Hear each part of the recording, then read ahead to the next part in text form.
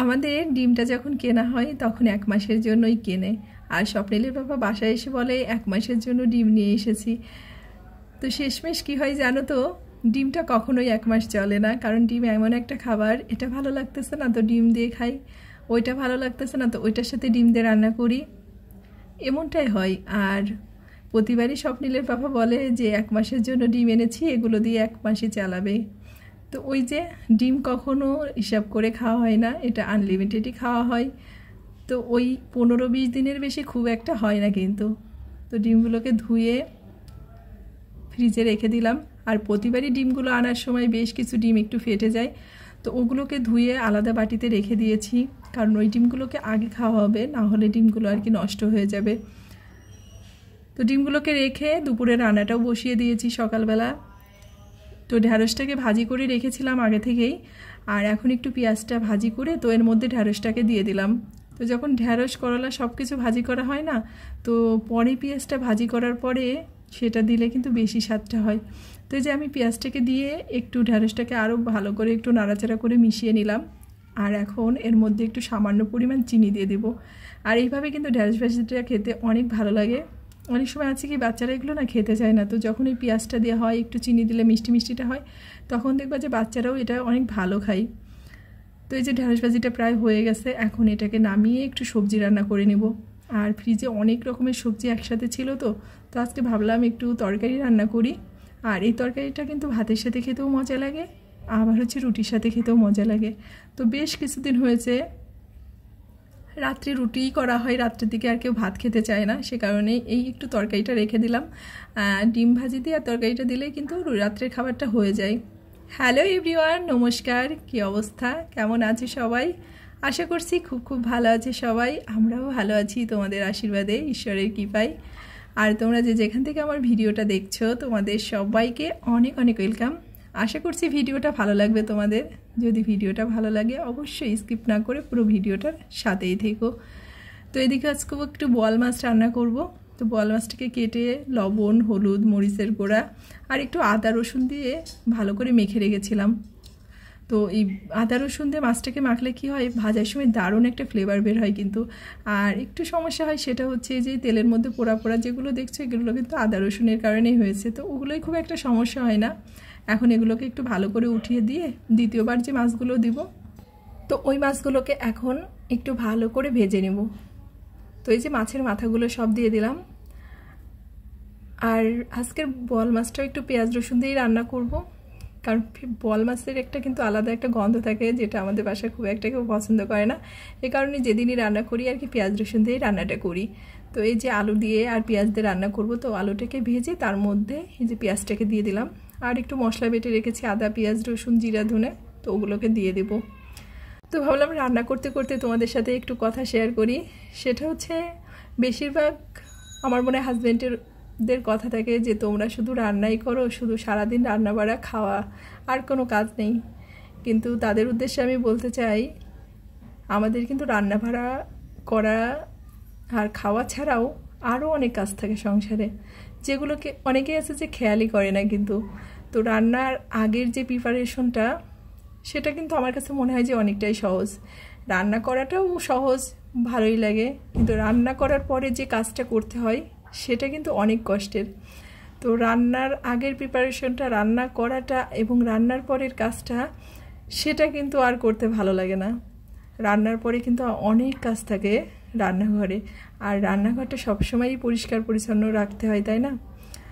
তো রান্নার পরে কি কি কাজ করি সে সব কিছু আজকের ভিডিওতে ভাবলাম তোমাদের সাথে আমি একটু শেয়ার করি, কারণ আমাদের রান্নাটা করলেই কিন্তু কাজ শেষ হয়ে যায় না। যাদের আর কি আমাদের মতো, মানে আমার মতো হেল্পিং হ্যান্ড নেই, সব কিছু নিজের হাতেই করতে হয়, তো তারা অবশ্যই আমাকে সাপোর্ট করবে। আসলে আমাদের কতটা কষ্ট করতে হয় সংসারের জন্য। তো এইদিকে হচ্ছে রান্নাঘরটাকে পরিষ্কার করার জন্য একটু গরম জল বসিয়ে দিলাম, আর কতগুলো লেবু কেটে দিলাম। আর রান্না করার পরে আমার মনে হয় আমাদের মতো যারা বাঙালি আছেন, তো সবার রান্নাঘরের একই অবস্থা হয়, অতটা কিন্তু পরিষ্কার পরিচ্ছন্ন থাকে না, যেহেতু আমাদের ভাত, মাছ, ডাল, মাংস, এই ধরনের সবজি, এই ধরনের জিনিসগুলো রান্না করা হয়। আর আমরা যেহেতু একটু বেশি পরিমাণে রান্নাটা করি, তাই না? তো রান্নাঘরটা অপরিষ্কার হবেই, এর কোনো বিকল্প নেই। তো রান্না করার পর প্রথম কাজটা থাকে রান্নাঘরের যে ময়লাগুলো থাকে তো ডাস্টবিনে বাইরে রেখে দিই। তারপর হচ্ছে দেখো কতগুলো থালা বাসন বের হয়েছে। সকালে তো খাওয়া দাওয়ার পরে থালা বাসনগুলো ধুয়েই রেখেছিলাম, তারপরেও রান্না করতে করতে বেশ কিছু থালা বাসন বের হয়েছে, যেটা আর কি রান্না করার সময় প্রতিদিনই হয় না যে রান্না করতে করতে ধুয়ে ফেলি, সেটা কিন্তু মানে প্রতিদিন করা হয় না। রান্না করতে করতেও আমার ব্যস্ত থাকতে হয়, সেটা হচ্ছে রান্না করতে করতেও আমি কিন্তু ছেলেকে পড়াই, না হলে তো আলাদাভাবে ওইভাবে দুপুরের টাইমে সময়টা পাই না। তো এই যে থালা বাসন ধুই হচ্ছে ভীম সাবান দিয়ে। তো ভীম সাবানের মধ্যে বেশ খানিকটা লেবু চিপে দিলাম। আর ভীমের মধ্যে লেবুটা দিলে হয় কি, মাছের যে একটা আলাদা গন্ধ থাকে না, থালা বাসন দিয়ে কিন্তু সেই গন্ধটা করে না। আর এখন যেহেতু লেবুর দামটা অনেক কম আর লেবুটা অনেক সস্তা অ্যাভেলেবল, তো লেবুটা আমি মানে সব কাজেই আর কি লাগাই বলতে পারো, যত ধরনের কাজে লাগানো যাক না যায় না কেন। তো যখন লেবুটা অনেক দাম থাকে, ধরো এক হালি লেবুর দাম 120 টাকা 80 টাকা, তখন আর এই গাছগুলো করি না, কারণ তখন আসলে করতে ইচ্ছা করে না, কারণ এত দামের লেবু তখন কিন্তু করাটাও সম্ভব হয় না। তো এই যে জলটা ফুটে গিয়েছিল, এখন জলটাকে হচ্ছে সিঙ্কে ঢেলে দিলাম। আর এটা করলে কী হয়, নানা রকম কিন্তু মানে পোকা টোকা হয়, তারপরে মানে জীবাণু টিবাণু থাকে, এই গরম জলটা দিলে কিন্তু একদম পরিষ্কার হয়ে যায়। তো এই লেবু যেগুলো দিয়ে সিদ্ধ করেছিলাম জলটা, তো এই লেবুটা দিয়ে স্টিলের কলগুলো কিন্তু অনেক পরিষ্কার হয়ে যায়, একদম ঝকঝকা চকচকা হয়ে যায়। তো লেবুগুলোকে দিয়েই একটু মানে কলটাকে ডলে নিলাম। আর আমাদের এখানে সমস্যা কি, যেহেতু পাশেই স্বর্ণের কারখানা আছে, অ্যাসিডের একটা ধক আছে, মানে অ্যাসিডের গন্ধটা আসে, ওটা কিন্তু অনেক জিনিসপত্র আর কি জং ধরে যাওয়ার ভয় থাকে। তো সে কারণেই আর কি একটু টেক কেয়ার করতে হয়। আর সিঙ্কটাকেও ভালো করে লেবু দিয়ে ঘষে পরিষ্কার করে নিলাম। আর এখন যেটা দিয়ে থালা বাসন মাজি, সেই মাজুনিটাকে একটু ভীম লাগিয়ে এই যে কলটাকেও ভালো করে একটু পরিষ্কার করে নিলাম, সিঙ্কটাকেও পরিষ্কার করে নিলাম। তো এই কাজগুলোকে প্রতিদিন করলে কিন্তু অপরিষ্কার হয় না, একদম পরিষ্কার হয়ে যায়। এবং রান্নাঘরে কোনো গন্ধ বা আলাদা একটা ফ্লেভার থাকে না, যে অনেক রান্নাঘরে ঢুকলেই কেমন একটা গন্ধ হয়, তো সেগুলো কিন্তু কিচ্ছু থাকে না, একদম ঝকঝকে হয়ে যায়, মনে হয় না যে রান্নাঘরে কোনো কাজ করা হয়েছে বা রান্নাবাড়া করা হয়েছে। তো আমি কি করি, ওই জলটাকে আবার এই যে হাত ধোয়ার জন্য যে বেসিনটা আছে তার মধ্যেও দিয়ে দিই। তো এই বেসিনের কলটাও আমাদের যেহেতু স্টিলের, তো এটাকেও আমি একটু লেবু দিয়ে ভালো করে ঘষে আর একটু ভীম সাবান দিয়ে আর কি পরিষ্কার করে নিই। তো এই বেসিনটা পরিষ্কার করার ক্ষেত্রে আমি একটা পুরনো ব্রাশ ব্যবহার করি। আর এই ব্রাশটা আর কি যে ব্রাশের সামনের দিকটা, ওটাকে কি বলে জানি না, ওগুলো না অনেক শক্ত শক্ত, তো ওটা দিয়ে পরিষ্কার করলে না বেশ ভালো হয়। আর এই কলের নিচেটা, ওই জায়গাটা কিন্তু এই চিকন জিনিসগুলো দিয়ে পরিষ্কার না করলে পরিষ্কার হয় না। তো এই কারণেই এই ব্রাশটাকে আমি বেশিবার ব্যবহার করি এই কলটাকে পরিষ্কার করার জন্য। তো এই যে কলটাও একদম বেসিনটাকে পরিষ্কার করে নিলাম। তো এরপরে রান্নাঘরটাকে মুছে নিলে তারপরে রান্নাঘরের কিন্তু কাজগুলো কমপ্লিট হয়।